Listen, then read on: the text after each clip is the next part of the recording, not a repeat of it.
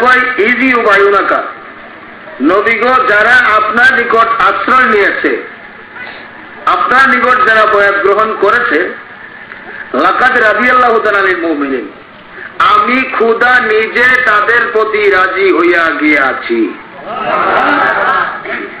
রাজিয়া মাজির ফিগা, আল্লাহ যাদের প্রতি রাজি হইয়া গিয়াছে তাদেরকে আরবি ভাষায় বলে রাদিয়াল্লাহু তাআলা আনহু। আমি জিজ্ঞাইলাম যে গাউসে তোকের প্রতি কি আল্লাহ রাজি না রাজি? কয় রাজি। তো রাজি হইলে রাদিয়াল্লাহু তাআলা আনহু লিখবেন। রহমতুল্লাহ আলাইহি শব্দ হচ্ছে যে আমি এমুর জন্য দোয়া করলাম, আল্লাহ এমুর উপর তুমি রহমত বর্ষণ করো। তো গাউসে পাকে কি আমার দোয়ার অপেক্ষা আছে? কি বলেন, গাউসে পাক কি আমার দোয়ার মুহতাজ? কোন বলি আল্লাহ কি আমার দোয়ার মুহতাজ?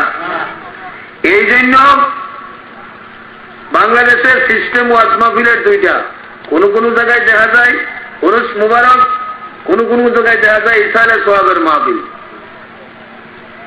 জগৎ বিখ্যাত একটা ফতোয়ার কিতাব ফতোয়ায়ে খালুবি, সেই কিতাবের মধ্যে লেখেন মা খাদিজাতুল কুবরা রাদিয়াল্লাহু তাআলা আনহা যেদিন দুনিয়াতে বিদায় হয়ে গেলেন, ফিরা আবার এই তারিখ আইলে পরে আমার নবীজি সাহাবীদেরকে ডাকলেন এক জায়গায় সমাবেত হওয়ার জন্য।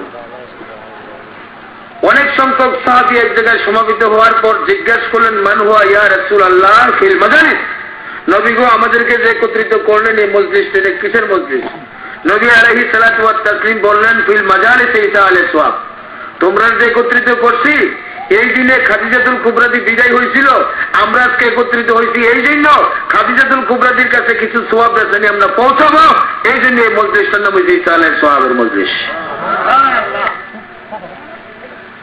গেছে নবী আলাইহিস সালাতু ওয়াত তাসলিম যখন এই দেহ মুবারক আমাদের থেকে পর্দা করলেন, যেই তারিখে পর্দা করলেন ঠিক হুবহু আবার এই তারিখ ফিরে আইলে পরে হযরত আবু বকর সিদ্দিক সাহাবীদেরকে ডাকলেন তোমরা একত্রিত হও। সাহাবীরা একত্রিত হয়ে জিজ্ঞাসা করলেন আপনি আমাদেরকে একত্রিত করলেন এই মজলিসে কেন, মজলিসটা কিসের? আবু বকর সিদ্দিক বললেন ফাওয়াল মাজালিসি ফি উরুসিন নববী, আজকে যে আমরা একত্রিত হয়েছি এই দিনে দয়াল নবীজি আমাদের চর্ম চোখের দিকে দূরে সরে গেছে, আমরা নবী আলাইহিস সালাম থেকে কিছু পাবো এই জন্য আমরা একত্রিত হয়েছি, এটার নাম হচ্ছে উরুসে নববী।